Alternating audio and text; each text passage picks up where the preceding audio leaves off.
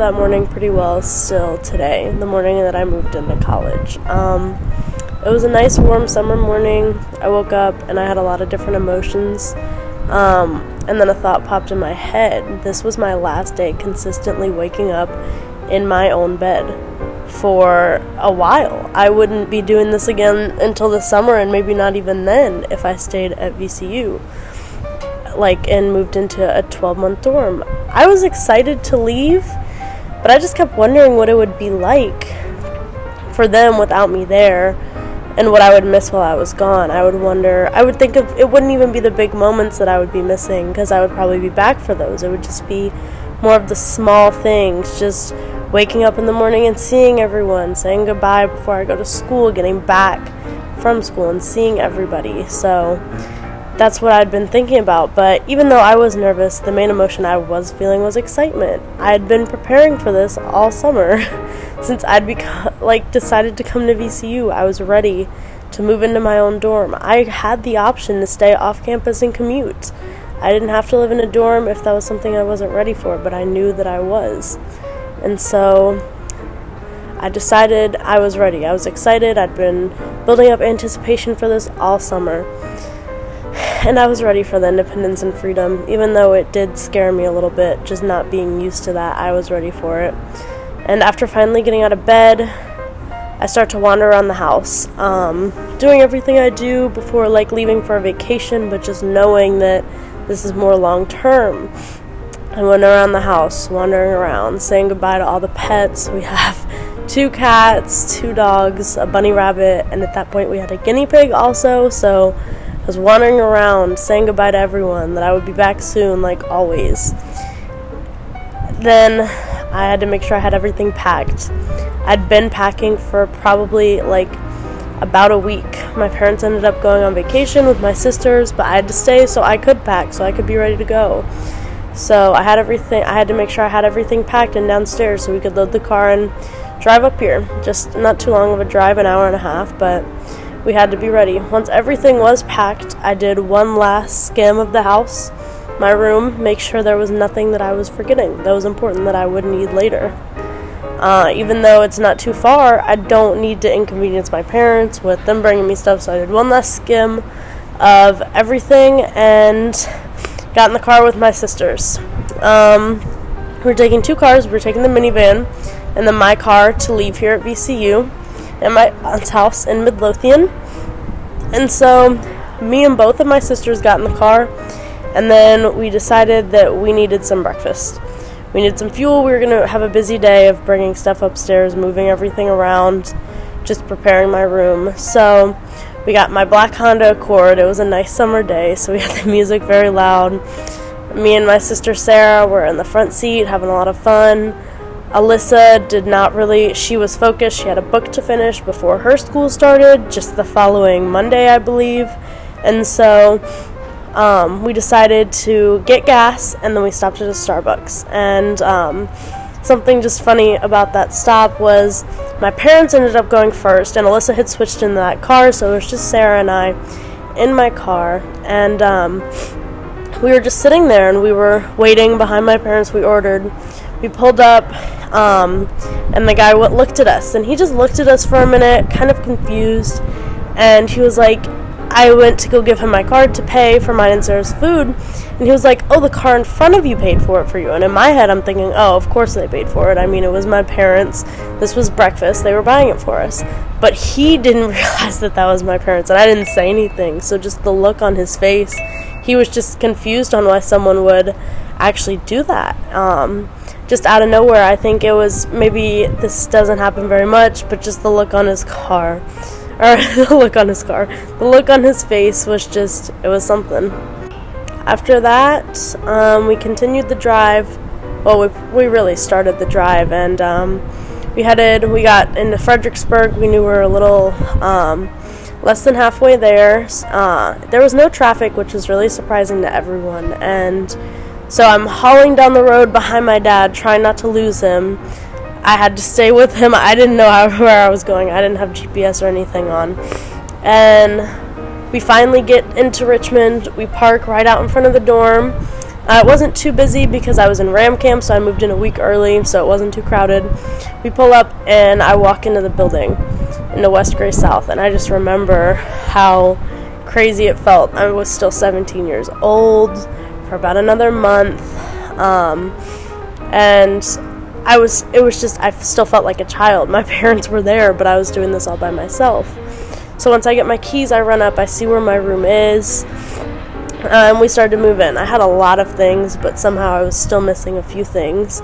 And so we ended up going to Target, and we ended up spending another like $250 on just random things that we realized I needed after the fact. And so we sort of we got everything else, came back, finished moving in. And when we got back and we were putting everything away again, we were rushing because I had to go, but the whole time I'm just thinking, this is going to be so strange. I'm not going to be around my parents every day. I'm not going to wake up. I'm not going to see my sisters. I'm not going to be able to go to any more of their soccer games while I'm at school. Maybe once in a blue moon if I come home for a weekend, but that's pretty much it. So we had to rush and say goodbye, but just sitting in that moment, I didn't feel grown up.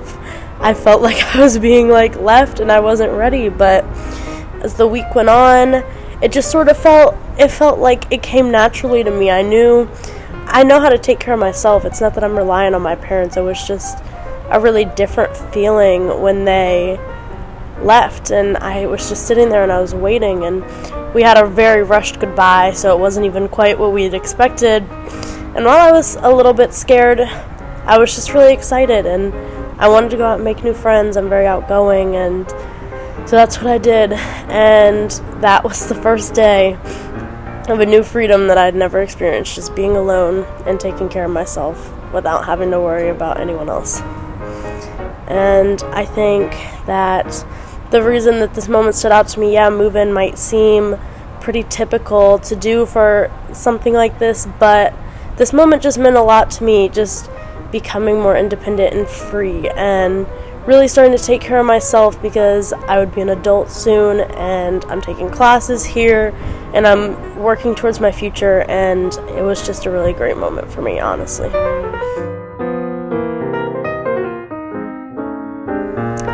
A couple weeks after the semester had begun, classes had already been started. I'd already taken a couple tests. Out of the blue one day, in the family group chat that we have between my parents, my sisters, and I got 3 to 5 random pictures. So I opened the chat and I see what appeared to be a squirrel. It wasn't unusual to get pictures or just random things in the group chat. We never really talked in there unless we'd gone out and got split up or something. So I got these pictures and I look at them, and I needed a closer view. I had to actually click on the pictures instead of just looking at them from the messages because I was quite confused. It was a squirrel in the pictures, and I had no idea where it came from. It seemed so random to me that we'd just get these pictures of a baby squirrel, but the thing that really caught my eye about them was the fact that it wasn't a squirrel. It wasn't from a distance. This was close pictures of a squirrel, a baby squirrel, tiny, that were taken in what appeared to be my house, or it was not out in the wild. It was very strange to me. I had no clue why we would have a squirrel in our house. And once I looked closer, I noticed that it was our cat carrier, and there were blankets and towels in there, and then there was the baby squirrel just sitting right on top. I was so confused. I could easily see it's a squirrel, but I still asked because I was just shocked. I'm like, why would we have a squirrel in our house? And so I asked, made sure my mind wasn't playing tricks on me, and I get a text back. He's like, yes, this is our squirrel. And I'm like, I had no clue why we had the squirrel, where he found the squirrel, how he caught the squirrel at all. And I had so many questions, and I remember at that point I just had to FaceTime one of my parents. It was too much to ask at once in this text message.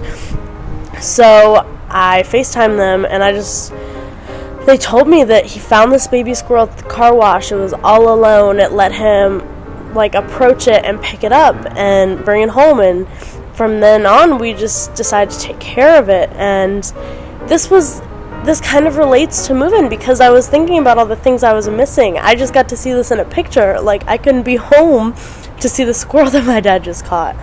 And I was really, I was upset for a little while, and then I just thought it was really cool, and I decided I'm not going to be upset about this. There's nothing I can do. I am happy here at VCU. I couldn't be happier, making so many friends and everything. And I would get to go home soon enough and see the squirrel. And while we thought we were just going to have it for a couple weeks to be able to raise it and put it outside, we ended up keeping Max until January of 2017, when sadly he passed away for reasons that we don't know, but he was great, and it was just crazy. And while I wasn't there when the squirrel was found, once I got home, everything felt the same. It's like as soon as I got back home, things went back to normal for me. I didn't feel left out of anything, even with the squirrel. And so that was just a really small moment, because I remember exactly what was happening. I was in my dorm. I was sitting with my friends. I'm like, this is crazy. What is happening? And so that stood out to me, and it stood out even more, too, because we did keep the squirrel. He was a part of our lives. I would go home, and I would take him out, and he would scratch up my hands and everything, but it was really great. And that was just something that is something that stood out in my first month here at VCU, and getting to go home and meet the squirrel and feed him with his little bottle, feed him puppy milk. It was a really special moment. And so it was nice to know that even though I did miss the original finding of the squirrel, the first couple of days that Max was in our home as a part of our little family, I wasn't worried about missing out. I didn't feel left out at all. It wasn't, I don't know why.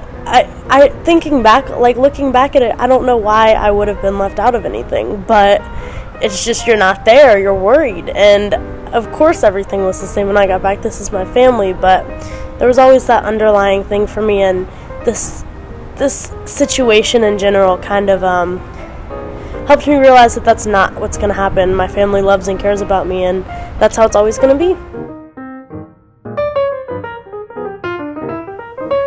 So finally, the last moment I chose is relating to my Biology 151 class. It was one of the moments that I immediately thought of when I heard that we were doing this project, and there are a couple reasons behind that, but I'll just start from the beginning. It was a couple weeks into school. We had our first test. It was actually the day before my birthday, and I felt pretty confident. I mean, I took Bio AP in high school. I felt ready for this. So I go in, I took the test, I felt pretty good.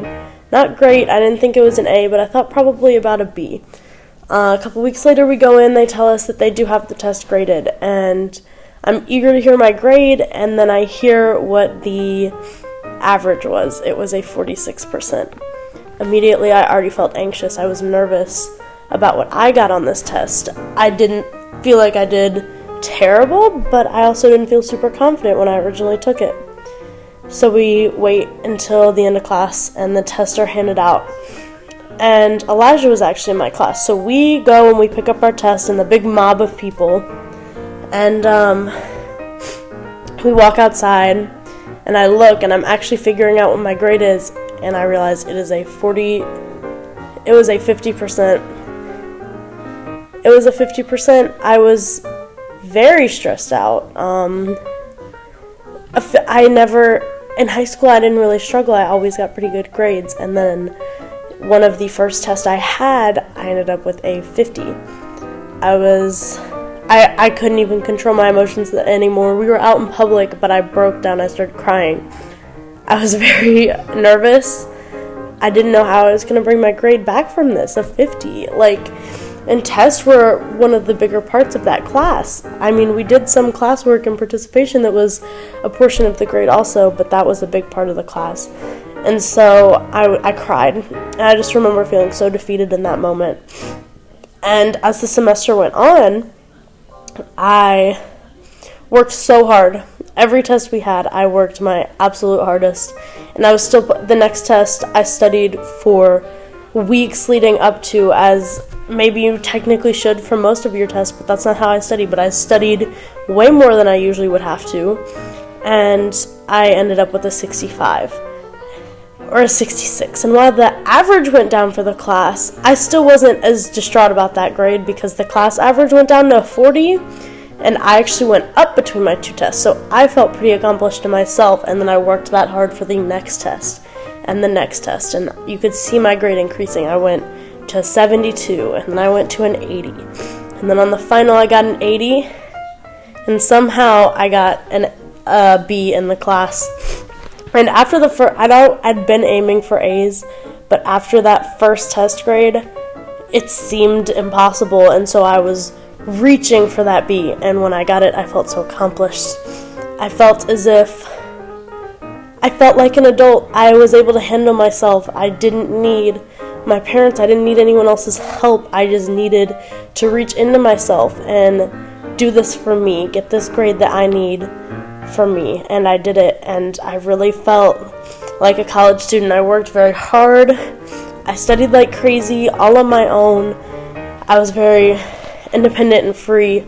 I could have decided to give up after that first test. It could have just taken it all out of me, and I could have given up, but I knew that that's not the person I am, and I worked very hard, and I was able to get a B, and I couldn't have been happier. And I feel like the reason I chose that moment was just I realized at the end of the semester that I could do it. And if that happens again, I'll know that I can do it. I just have to work hard, and that's something I'll never forget after this class. So that was my last moment. Thanks.